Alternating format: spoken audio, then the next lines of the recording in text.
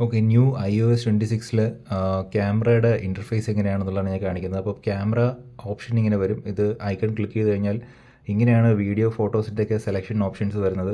അതിൽ നമുക്ക് ക്ലിക്ക് ചെയ്ത് പിടിച്ചുകൊണ്ട് തന്നെ നമുക്ക് ഇങ്ങനെ സ്ലൈഡ് ചെയ്യാൻ പറ്റും. അപ്പോൾ time lapse, slow motion, cinematic video, photos അങ്ങനെയുള്ളത് നമുക്ക് സെലക്ട് ചെയ്യാൻ പറ്റും.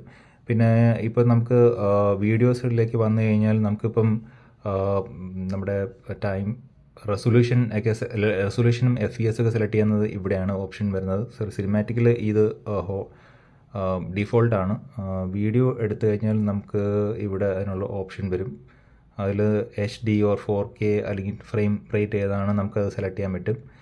പിന്നെ വേറെയുള്ള ഓപ്ഷൻ ഈ ഫ്ലാഷ് ഒക്കെ ഓൺ ഓഫ് ഇവിടെ തന്നെ ഉണ്ട്. പിന്നെ ഈ 6 ഡോട്ട് കാണുന്ന അതിൽ ക്ലിക്ക് ചെയ്ത് കഴിഞ്ഞാൽ ഇങ്ങനത്തെ കുറേ ഓപ്ഷൻസ് വരും.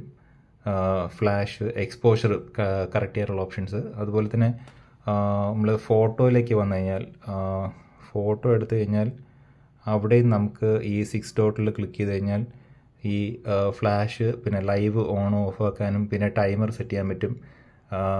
പിന്നെ എക്സ്പോഷർ സെറ്റ് ചെയ്യാം. അങ്ങനെയുള്ള ഈ ഓപ്ഷൻസ് എല്ലാം ഉണ്ട്. ഇതിൽ ഈ 4:3 ഈ ആസ്പെക്റ്റ് നമ്മൾ സെലക്ട് ചെയ്യുന്നത് ഇതിൽ ക്ലിക്ക് ചെയ്ത് കഴിഞ്ഞാൽ ഓട്ടോമാറ്റിക്കായിട്ട് 16:9 സ്വിച്ച് ആവും. പിന്നെ 1:1 അങ്ങനെയാണ് നമുക്ക് സ്വിച്ച് ചെയ്യാൻ പറ്റും. ഓരോ ക്ലിക്കിലും അങ്ങനെ സ്വിച്ച് ആയിക്കൊണ്ടിരിക്കും. പിന്നെ നൈറ്റ് മോഡ് അങ്ങനെ എല്ലാം ഉണ്ട്.